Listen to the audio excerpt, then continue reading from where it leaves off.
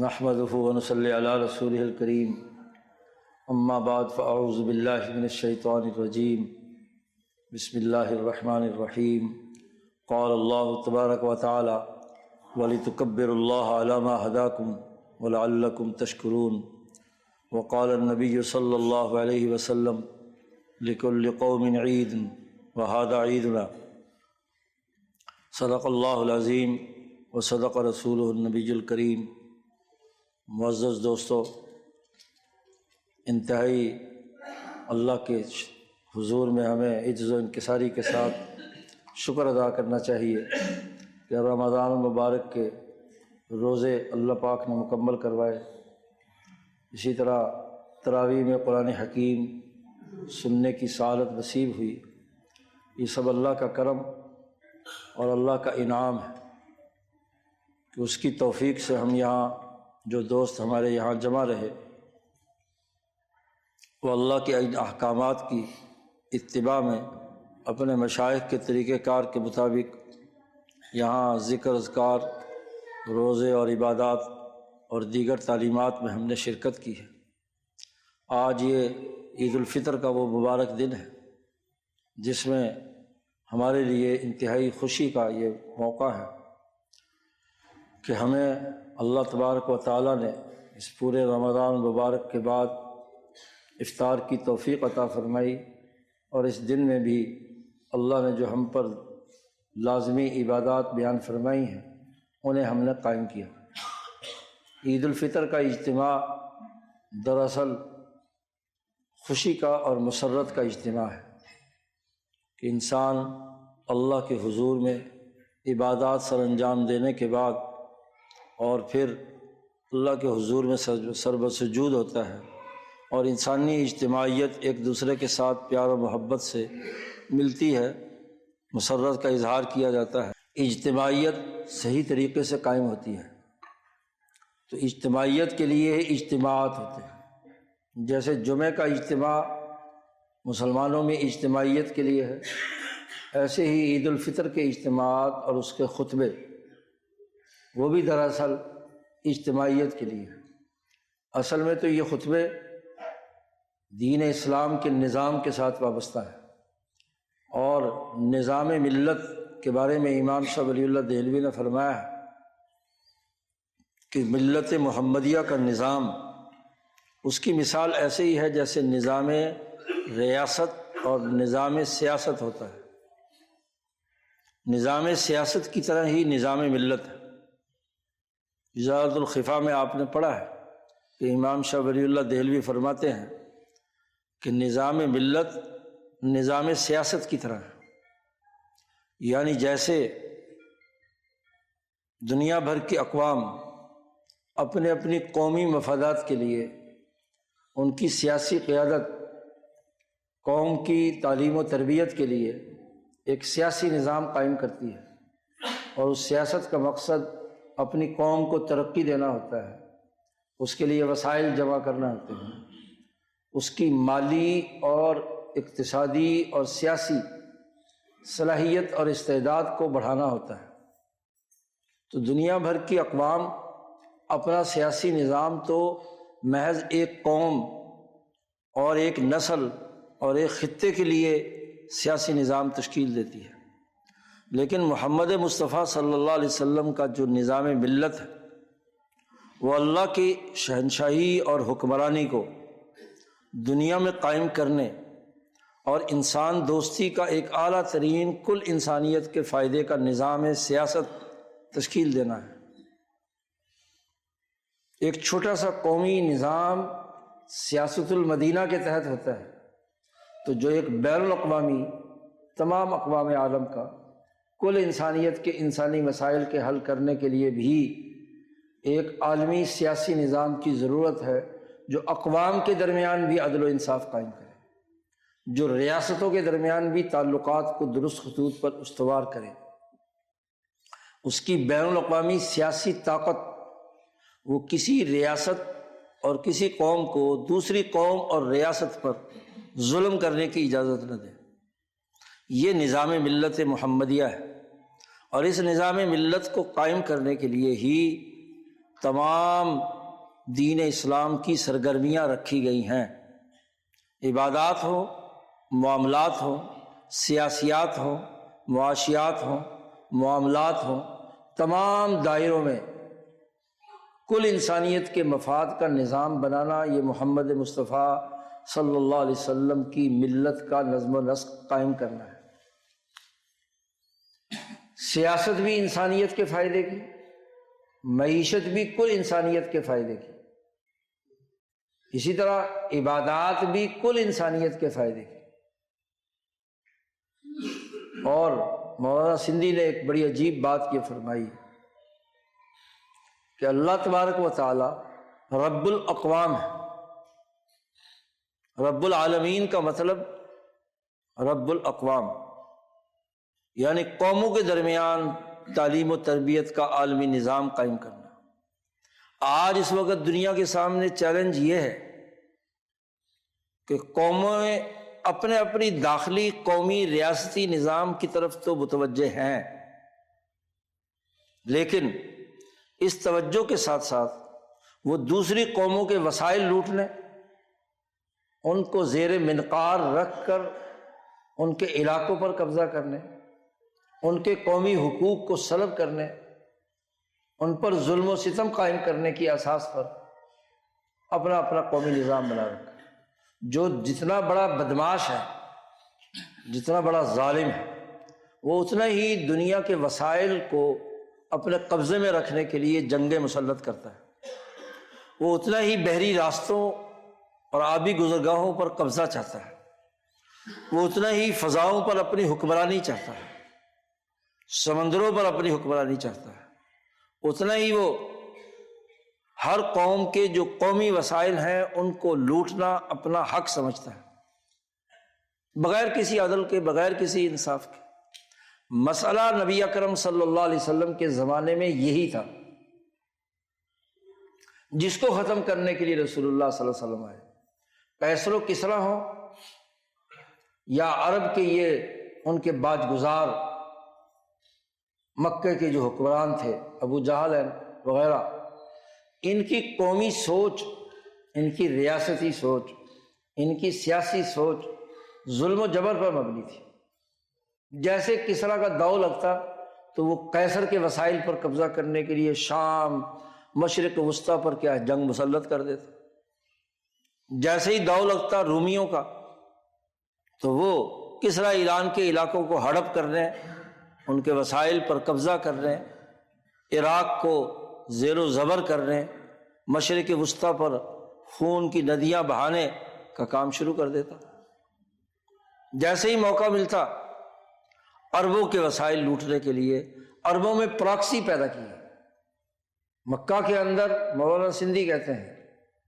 قیصر کی پراکسی بھی تھی اور کسریٰ ایران کی پراکسی بھی تھی، یعنی عالمی سیاسی طاقتوں کی پراکسیز موجود تھی مکہ میں، مدینہ میں، یمن میں، افریقہ میں، ہندوستان میں کسریٰ ایران کا تسلط تھا اور یورپ پر قیصر کا قبضہ تھا۔ تو بین الاقوامی حالات قوموں کے لیے خطرناک تھے، تو اللہ نے حکم نازل کیا الحمدللہ رب العالمین، سب تعریفیں اسی کے لیے ہے جو رب الاقوام ہے، ساری اقوام کو وہ پالتا ہے، ہر قوم کے وسائل اس قوم کے لیے اس نے اس کی پرورش کے لیے رکھے ہیں، اس کے زمین کے خزانے، اس کی فضائیں، اس کا سمندر، اس کی آبنائے، اس کی بحری راستے، اس کے زمینی راستے، وہ اس قوم کے لیے ہے، وہاں کا پانی، وہاں کی آب و ہوا اس قوم کے لیے ہے۔ تو قومی وسائل کو جو بین الاقوامی شیطانی طاغوتی قوتیں اپنے قبضے میں لے رہی تھیں اور اس کی وجہ سے انسانیت کا قتل عام کیا جا رہا تھا، اس پر اللہ تعالیٰ سخت ناراض ہوا۔ امام شاہ ولی اللہ فرماتے ہیں کہ اللہ تبارک تعالیٰ نے جب کرۂ ارض پر نظر دوڑائی، نظر الی اہل الارض، عرب اور عجم تمام، تو مقتا عربہم و عجمہم، تو اللہ تعالیٰ سخت غصے میں ہوا عربیوں پر بھی اور عجمیوں، کیونکہ ہر قوم یہ چاہتی تھی کہ دوسرے قوم کے وسائل پر قبضہ ہو جائے، لوٹ مار ہو جائے، لین دین فروخت کرنے میں کیا ہے مفاد اٹھائے جائے۔ یمنی تاجر مکہ آتا ہے تو مکے والوں کی خواہش ہوتی ہے کہ اس کو لوٹ لو، جی۔ شامی کوئی تاجر آتا ہے تو اس کی جیب نوچ لو۔ یہ اگر وہاں جائیں یمن یا شام تو وہاں کی حکومتوں کی خواہش ہے کہ ان تاجروں سے کیا ہے وسائل اینٹھ لو۔ تو یہ جو ہاپا دھاپی قوموں کے درمیان تھی، تو قوموں کے درمیان ایک بین الاقوامی عدل و انصاف کا نظام قائم کرنے کے لیے اللہ پاک نے اس دور کے سب سے اعلیٰ ترین انسان جو ازکا یومئذن، جو اپنے زمانے کا سب سے ذہین اور پاکیزہ انسان محمد مصطفیٰ صلی اللہ علیہ وسلم کو نبی بنا کر بھیجا کہ یہ قوموں کے مسئلے حل کر کے ایک بین الاقوامی نظام متعارف کریں۔ نظام ملت دراصل قوموں کا بین الاقوامی نظام ہے۔ اس بین الاقوامی نظام کے لیے عبادات بھی ہیں، ایسی عبادات جو تمام قوموں میں یکساں ہو سکتی ہیں۔ کسی قوم کے عبادات پر ڈز نہیں لگتی۔ دنیا کی قومیں عبادت کرتی تھی سجدے کی حالت میں یا رکوع کی حالت میں یا ہاتھ باندھ کر، یہی تھے، تین ہی ممکنہ شکلیں تھیں۔ جتنے بھی مذاہب تھے، یہودیت ہو، عیسائیت ہو، ہندو مت ہو، کنفیوشزم ہو، زند ہو، ہاں جی، فارسیوں کی اوسطا ہو، جو بھی جتنی بھی عبادات تھی ممکنہ، ان تمام کو ایک جگہ معجون مرکب نماز کے اندر جمع کر دیا گیا۔ جھگڑا ہی ختم۔ بھائی جس کو صرف گردن جھکا کر رکوع کرنا ہے اس کو بھی نماز سے فائدہ ہوگا، اور جس کو کیا ہے سجدے کی حالت میں جا کر دوسرے کے سامنے سجدہ تعظیمی کرنی ہے تو سجدہ اللہ تعالیٰ کے سامنے کرنے سے کیا ہے اس کی خواہش اور اس کی طبیعت کو بھی سکون ملے گا، اور جس نے ہاتھ باندھ کر بادشاہ کے سامنے کھڑے ہونا ہے تو اس کے لیے بھی کیا ہے اس کے اندر تسکین موجود ہے۔ عبادات کا ایک ایسا مجموعی سیاسی نظام بین الاقوامی بیان کیا، کالا گورا مشرقی مغربی تمام کے تمام اس کے مطابق کیا ہے اپنی عبادات یا اقتراب الی اللہ پورا کر سکتے ہیں، ان کے تمام قومی طبعی تقاضے پورا ہو سکتے ہیں۔ ایسے ہی معیشت کے جو بنیادی تقاضے ہیں، ہر دنیا بھر کی معیشت میں خریدار اور فروخت کنندہ ضرور ہوگا، مبیع اور ثمن ہوگا، چیز جو بیچی جا رہی ہے یا خریدی جا رہی ہے وہ ہے، چیز ہے، شے ہے، جنس ہے، اور اس کی قیمت ہے۔ چار چیزیں تو ضرور ہوں گی، چاہے کوئی کالا ہو، گورا ہو، مشرقی ہو، مغربی ہو، دنیا کی تمام اقوام میں ہو۔ تو معاشیات اور لین دین کا ایک ایسا بین الاقوامی نظام خرید و فروخت کا متعین کیا جو جامع بھی ہے، اللہ کی عبادت کے ساتھ بھی ہے، انسان دوستی بھی ہے، اور عدل و انصاف کے ساتھ ہے۔ جب بھی بائع اور مشتری میں سے کسی ایک کو ناجائز فائدہ ہو یا ثمن اور مبیع میں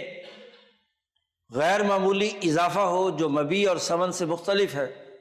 تو ان تمام بیعات کو فاسد قرار دے دیا۔ دنیا کی تمام اقوام عدل و انصاف کی بنیاد پر لین دین کرنے والی،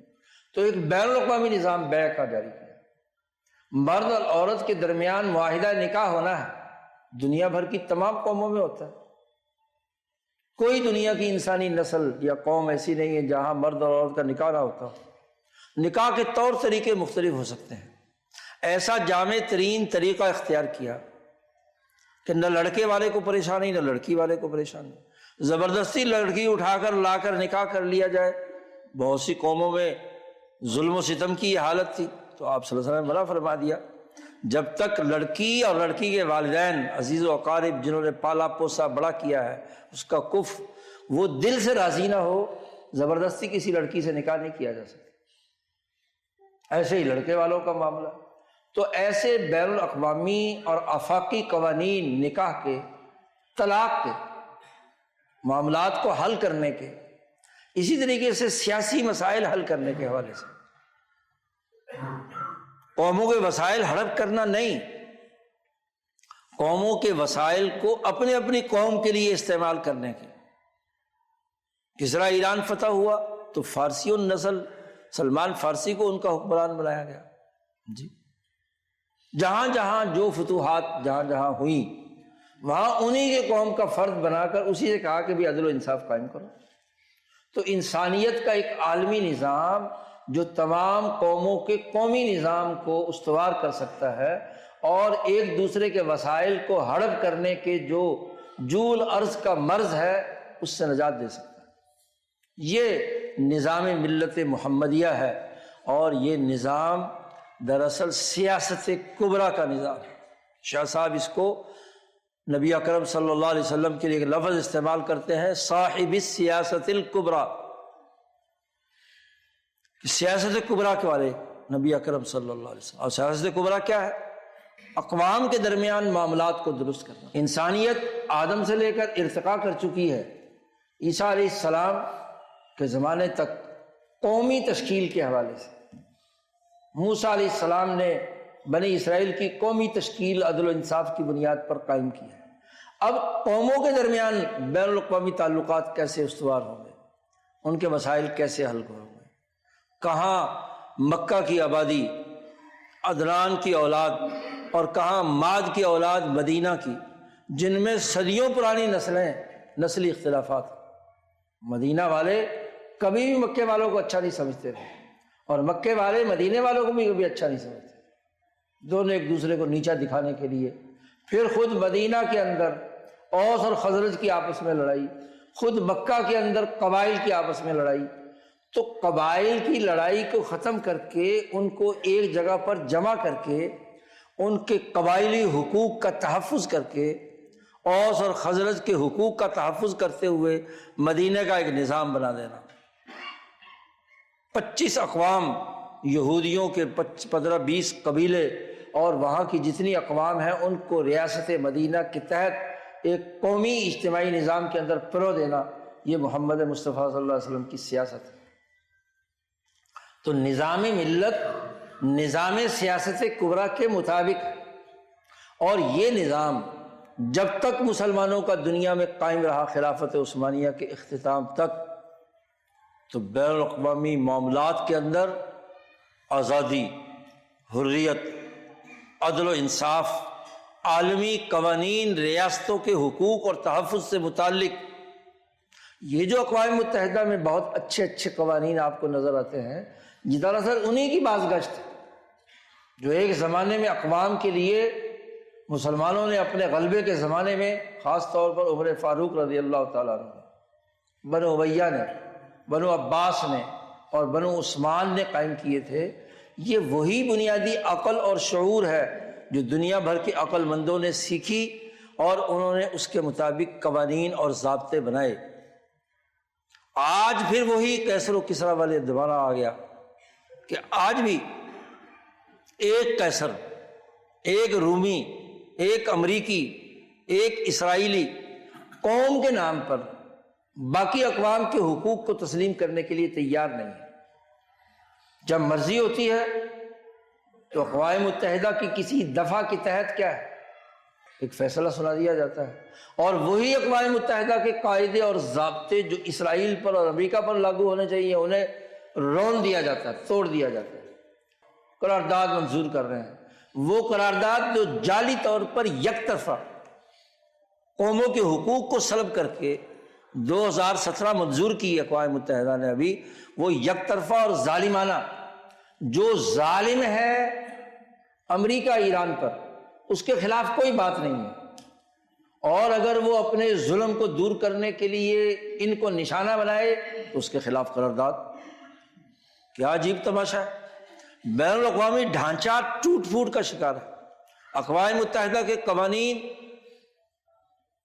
عنکبوت کی طرح ان کے جالے توڑے جا رہے ہیں اور روندے جا رہے ہیں۔ اقوام متحدہ کا سیکرٹری جنرل چیخ رہا ہے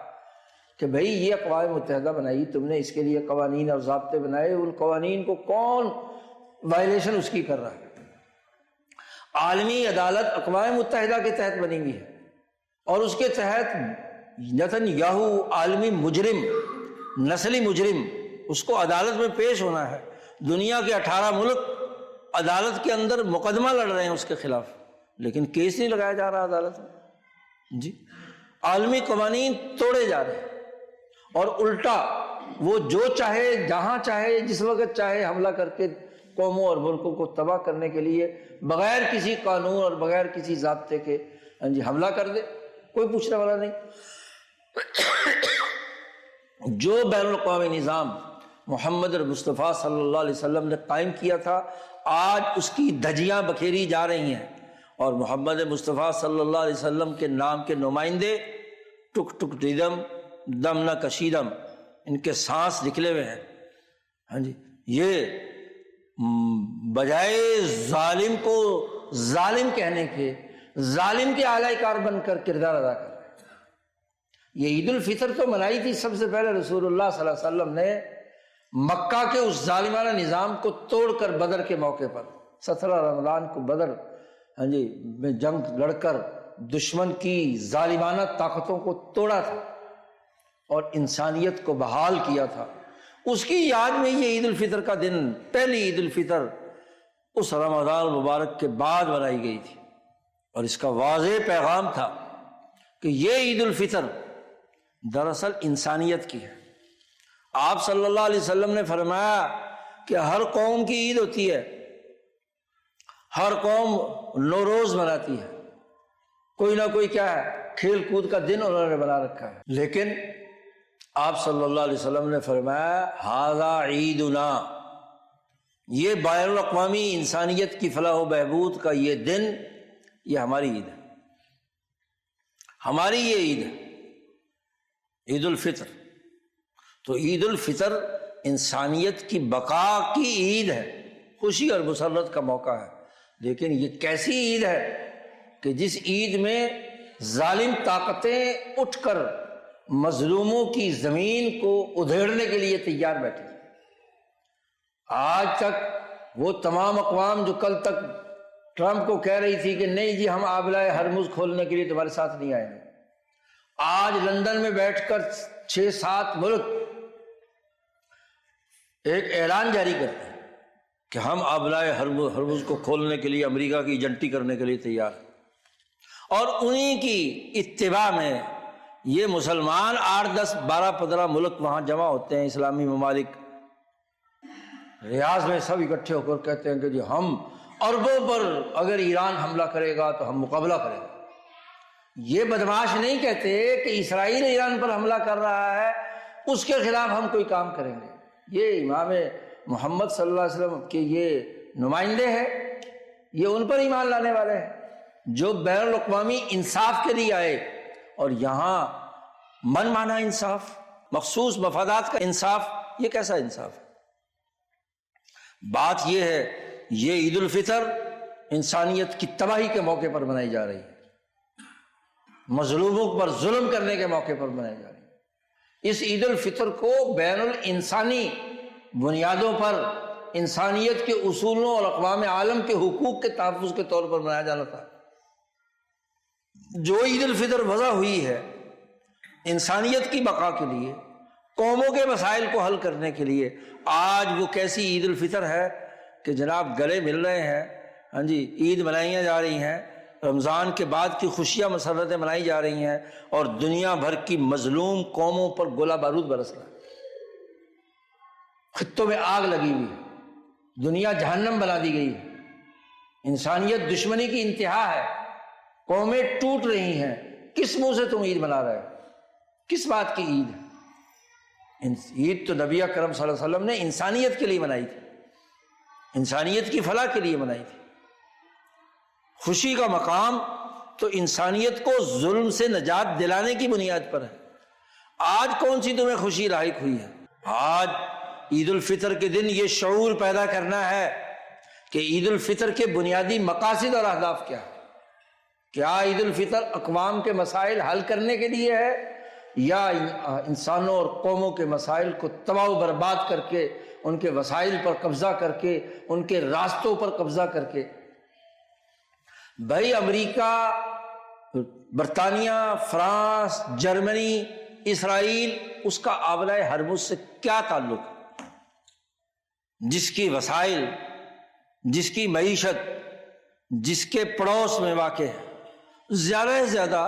عرب ملکوں اور ایران کے درمیان کا معاملہ ہے، لیکن تم بدماشی کر کے قطر میں، بحرین میں، ہاں جی، امارات میں بیٹھ کر اس خطے کے وسائل کو لوٹنے کے لیے تم نے یہ چھوٹے چھوٹے ملک بنائے۔ یہ تو پورے جزیرۃ العرب متحدہ طاقت اور قوت ہونی چاہیے تھی۔ یہ جو نام نہاد عرب خلیج کونسل ہے، یہ تو ایک ملک ہونا چاہیے تھا، عربوں کے قومی مفادات کے تحت اکٹھا ہونا چاہیے تھا۔ اسی طرح ایران اگر ایک قوم تھی تو اس کے گرد و نواح کے جتنے علاقے خراسان اور جو ایران کے ساتھ رہے ہیں وہ ایران کے علاقے تھے، ان کی بندر بانٹ کر کے چھوٹے چھوٹے ملک بنا کر اپنے مفادات کے لیے، یہ آذربائیجان ہے، یہ ترکمانستان ہے، یہ افغانستان ہے، یہ فلانا ہے، یہ فلانا ہے۔ یہ کیا چیز ہے؟ ایک ہندوستان ایک قوم تھی، متحدہ قوم، ہزاروں سالوں سے اس کی دھرتی تھی۔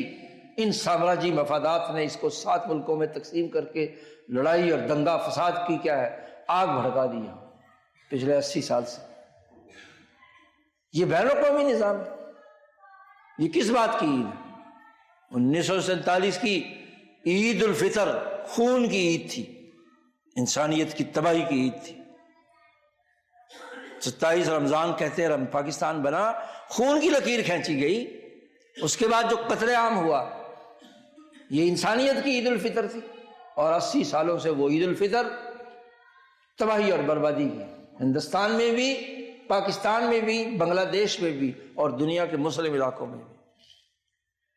صرف چاند دیکھ لینا، رسمی سی نماز پڑھ لینا، اور جو مقاصد اور اہداف ہیں عید الفطر کے، رمضان المبارک کے، جو قوموں کے درمیان محبت، پیار، ان کے مسائل اور مسائل کو حل کرنے کے، وہ پس پش ڈال دیے جائیں تو رسم رہ گئی نا۔ اسی کو نبی اکرم صلی اللہ علیہ وسلم نے فرمایا کہ آخر زمانے میں اسلام باقی نہیں رہے گا مگر رسم، لا یبقى من الاسلام الا رسمہ، جی، اسلام کا صرف رسم باقی رہ جائے گا، رسم منائی جائے گی، عید کی رسم، ہاں جی، رمضان کی رسم، نماز کی رسم، روزے کی رسم، حج کی رسم۔ اس کو بطور نظام ملت اور بطور اس کے یہ بین الاقوامی انسانی مسائل میں عدل و انصاف قائم کرنے کے لیے یہ ملت محمدیہ تشکیل پذیر ہوئی تھی، اس کا تصور ہی نہیں ہے۔ یہ بات امام شاہ ولی اللہ دہلوی نے متعارف کرائی ہے، سچے اولیاء اللہ علماء ربانیین نے اس کو واضح کیا ہے، اور امام شاہ ولی اللہ کے تسلسل سے جو سچے علماء ربانیین، شیخ الہند جیسے، سید احمد شہید جیسے، شاہ عبدالعزیز دہلوی جیسے، مولانا محمد قاسم نانوتوی اور مولانا رشید احمد گنگوہی جیسے، یہ وہ علماء ربانیین تھے جنہوں نے اس نظام ملت کو نظام سیاست کے تناظر میں سمجھا اور اس کے حوالے سے جدوجہد اور کوشش کی۔ شیخ الہند کی قربانیاں، حضرت مدنی کی قربانیاں، حضرت سندھی کی قربانیاں، سچے علماء دیوبند کی قربانیاں۔ تو دین کی کسی عمل کو رسم سمجھ کر کرنا یہ حلق سے اوپر ہے، اور یہ صرف رسم ہے، اس رسم سے کوئی نتائج حاصل نہیں ہوتے۔ سچا اسلام یہ ہے، سچا دین یہ ہے کہ ان عبادات اور ان اعمال کو نظام کے ساتھ جوڑ کر سمجھا جائے، نظام کے تناظر میں اپنے فرائض اور ذمہ داریاں دیکھی جائیں، نظام ملت کے تناظر میں اس نظام سیاست کو سمجھنے کی ضرورت ہے جو صاحب سیاست کبریٰ حضرت محمد مصطفیٰ صلی اللہ علیہ وسلم نے انسانیت کے لیے کیا۔ اگر ہم عید الفطر کو اس کے ساتھ جوڑ کر نہیں سمجھ سکتے تو ہم دراصل دین کی اصل تعلیمات سے واقف نہیں ہیں، دین کی رسمیں ادا کر رہے ہیں۔ اگر ہم روزے کو نظام ملت اور نظام سیاست کبریٰ بین الاقوامی مسائل کے ساتھ جوڑ کر نہیں دیکھ سکتے تو یہ روزہ ایک رسم ہے، اور جس رسم کے بارے میں نبی اکرم صلی اللہ علیہ وسلم نے فرما دیا کہ کتنے ہی روزے دار ہیں کہ جن کا روزہ سوائے بھوک پیاس کے ان کو کچھ نہیں دیتا، کتنے ہی رات کو تراویح پہ کھڑے ہونے والے عبادت گزار ہیں کہ ان کا رات کو کھڑا ہونا سوائے جگراتے کے اور کچھ نہیں۔ کیوں؟ عمر فاروق فرماتے ہیں کہ جس نے روزہ رکھ کر جھوٹ قبول کرنا اور جھوٹ بولنا، قول الزور، جھوٹی بات اور جھوٹی بات پر جو عمل ہے وہ نہیں چھوڑا تو اللہ کو ایسے روزے کی ضرورت نہیں ہے۔ وہ رمضان نہیں ہے، وہ روزہ نہیں ہے، وہ امساک نہیں ہے کہ جس میں جھوٹ سے نہیں رکا اور جھوٹے پروپیگنڈے کو قبول نہیں کیا۔ آج جھوٹا پروپیگنڈا قبول نہیں کیا جا رہا، سارے مسلمان ملک مظلوموں کے خلاف شور مچا رہے ہیں۔ جھوٹ قبول کرنا ہے، پروپیگنڈے کا اثر ہے۔ بات یہ ہے دین اسلام شعور دیتا ہے، سسٹم کی بات کرتا ہے، نظام ملت کو نظام سیاست سے جوڑتا ہے۔ جب تک قرآن، عبادات، معاملات، تمام جتنی بھی شرعی چیزیں ہیں اس کو جب تک نظام سیاست کے ساتھ جوڑ کر نہیں سمجھا جائے گا اس وقت تک وہ رسم ہے، اور رسم کوئی نتیجہ نہیں دیتی۔ قرآن کی رسم بھی رسول اللہ صلی اللہ علیہ وسلم نے فرمایا حلق سے اگر اوپر ہے تو رسم ہے، اس کا اثر تمہارے قلب پر نہیں ہوا، شعور پر نہیں ہوا تو وہ قرآن پڑھنا بھی تمہیں جہنم سے نہیں بچا سکتا۔ نبی اکرم صلی اللہ علیہ وسلم نے جہنم میں جلتے ہوئے وہ مولوی دیکھے ہیں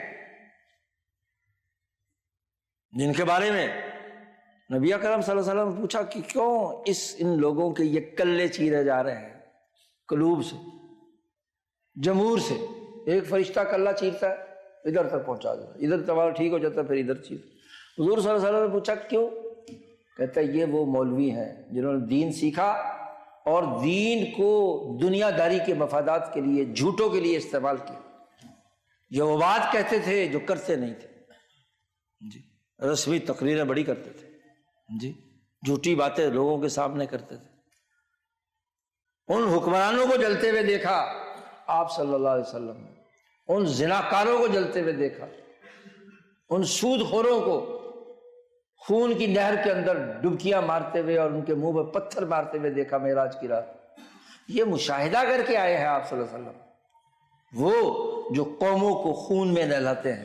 جو قوموں کے وسائل کو لوٹتے ہیں، جو قوموں پر قبضہ کرتے ہیں، ان کے آبی راستوں پر قبضہ کرتے ہیں، ان کے لیے جہنم نبی اکرم صلی اللہ علیہ وسلم دیکھ کر آئے۔ سنی سنائی صرف بات نہیں ہے، مشاہدہ۔ اور جو نبی کے اس مشاہدے کو قبول نہیں کرتا، نبی کی بتلائی ہوئی اس بات کو تسلیم نہیں کرتا، وہ نبی کو کیا مانتا ہے؟ وہ حلق سے اوپر محمد رسول اللہ کے نعرے لگاتا ہے، آپ صلی اللہ علیہ وسلم کا امتی بنتا ہے۔ یہ دن اپنے آپ کو سنوارنے کا دن ہے، یہ دن خوشی اور مسرت پر اس لیے ہے کہ اس کے ذریعے سے انسانیت نے رہائی حاصل کی تھی، انسانی قاعدے اور ضابطے وجود میں آئے تھے، انسانی حقوق کے تحفظ کا نظام بنا تھا، انسانیت کی ترقی کے لیے کردار ادا کیا گیا تھا۔ تو اس دن کو، عید الفطر کے اس دن کو مناتے وقت اس کا انسانیت کے ساتھ جو تعلق ہے، بین الاقوامی حقوق کی حفاظت کے ساتھ جو اس کا تعلق ہے، اس شعور کو پیدا کرنا، یہ اس دن کی قدر کرنا ہے، اس کو ماننا ہے، اس کو تسلیم کرنا ہے۔ اللہ تعالی ہمیں اس دن کی قدر کرنے اور اپنے آپ کو صحیح خطوط پر دین اسلام کی عبادات اور اس کی تمام شرائع کو سمجھنے کی توفیق عطا فرمائے، ہمارے گھروں میں مسائل ہمارے حل فرمائے، ہمیں دین کو پختگی کے ساتھ عمل کرنے کی توفیق عطا فرمائے۔ دنیا کی کامیابی بھی اسی میں ہے اور آخرت کی کامیابی بھی اسی میں ہے۔ اللہ تعالی ہمیں توفیق عطا فرمائے۔